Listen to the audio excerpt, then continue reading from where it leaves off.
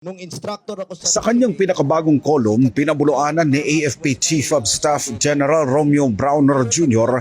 ang mga maling aligasyon tungkol sa 15 billion pesos na halaga ng ghost project sa loob ng sandatahang lakas. Binigyan din ni Browner na sa ilalim anya ng kanyang pamumuno, walang mga ghost projects sa AFP. Muling iginiit ng general na sa ilalim rin ng programang TICAS o Tatag ng Infrastruktura para sa Kapayapaan at Seguridad sa pagitan ng DPWH at DND, nilinaw ng AFP na hindi direktang tumatanggap ng pondo ang militar.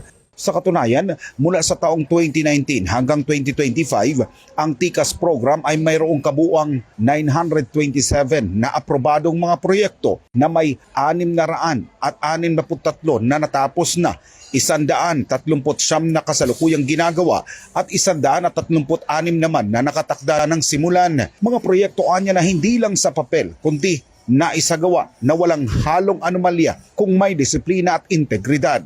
Sa huli nanindigan ng AFP na hindi lamang sila nakahandang ipagtanggol ang teritoryo ng bansa kundi ang pagtayo sa katotohanan lamang, bagay na wala sila umanong itinatago na anumang irregularidad sa kanilang hanay. Matatanda ang lumutang ang mga paratang laban sa militar at sa ilang ahensya ng pamahalaan kasunod ng isyu ng mga umano'y maanomalyang flood control project sa bansa. Sa kabilang banda, ayon kay dating PNP Chief at kasalukuyang miyembro ng Independent Commission for Infrastructure na si retired General Rodolfo Azurin Jr., wala pa silang nakikitang personalidad na maaaring sampahan ng kaso kaugnay ng flood control scandal. Para sa Diyos at sa Pilipinas kung mahal, nag-uulat Paul Montebon, SMNI News.